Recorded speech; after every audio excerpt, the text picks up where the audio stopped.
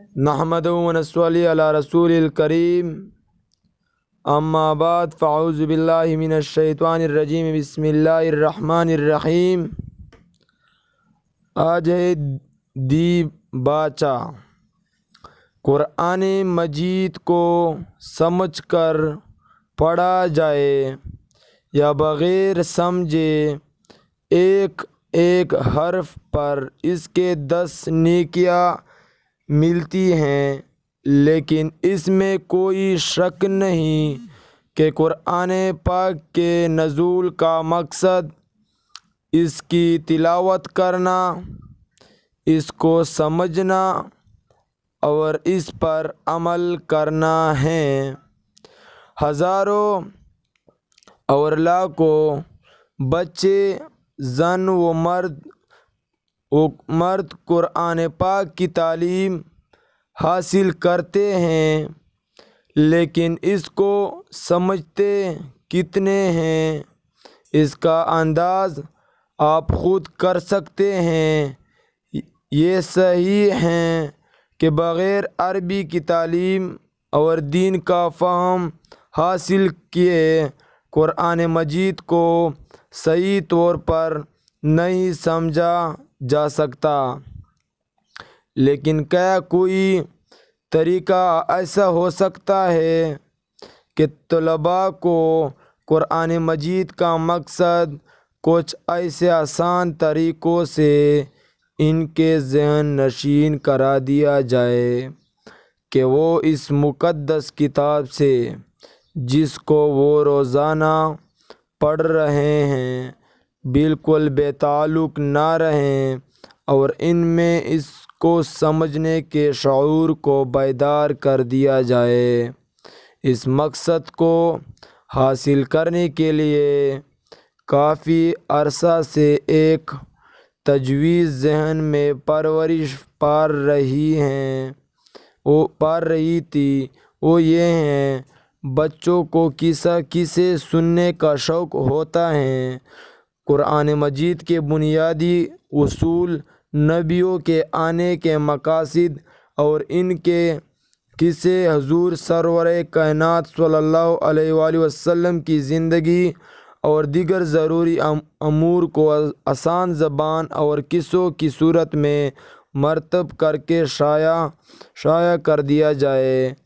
استاذ صاحبان روزانہ ایک عنوان بچوں کے سامنے قصے کی صورت میں بیان فرما دے اور پھر بچوں سے بھی قصے کی صورت میں سنیں۔ اللہ کی ذات سے یہ امید ہے کہ متواتر یہ طریقہ رکھنے کے بعد یہ چیزیں بچوں کے دل و دماغ میں ذہن نشین ہو جائے گا۔ مثلاً استاد نے حضرت آدم علیہ السلام کا قصہ بچوں کے سامنے بیان کیا، پھر جب قرآن مجید میں حضرت آدم علیہ السلام کا نام پڑے گا تو اس کے سامنے وہ تمام قصہ آ جائے گا جو استاد نے بیان کیا ہے۔ ایک طرف یہ جذبہ کار فرماتا تو دوسری طرف اپنی نااہلیت اور مصروفیت، آخر جذبہ غالب آیا اور باوجود اپنی نااہلی کے مقاصد بالا کو قلم کے ذریعے سے مرتب کرنا شروع کر دیا۔ 1 سال ہو گیا لیکن تکمیل نہ کر سکا۔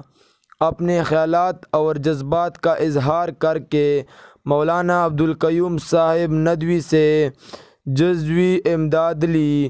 میرے سامنے سابقہ کیسے حالات تھے، بدے وجہ قدم نہ بڑھ سکا، آخر امسال اللہ نے توفیق حج دی۔ موقع کو غنیمت سمجھتے ہوئے اپنے ساتھ یہ اوراق بھی لیتا آیا۔ مکہ معظمہ میں فرصت نہ مل سکی۔ مدینہ طیبہ میں حضور سرور کائنات صلی اللہ علیہ وآلہ وسلم کے سایہ عاطفت میں الحمدللہ اس کو کر لیا۔ اس سلسلے میں حضرت مولانا اشرف علی تانوی رحمۃ اللہ علیہ کی کتاب نشر المتعب فی ذکر النبی الجیب سے بھی مدد لی گئی۔ اب یہ خوف دامن گیر تھا کہ اپنی نااہلی کے باوجود کتاب تو مکمل کر لی، لیکن اگر اس میں کچھ غلطیاں رہ گئے تو لینے کے دینے پڑ جائیں گے۔ اللہ تعالیٰ نے مدد فرمائی۔ مکہ معظمہ میں حضرت مولانا غلام حبیب صاحب کی نقشہ بندی سے ملاقات ہو چکی تھی۔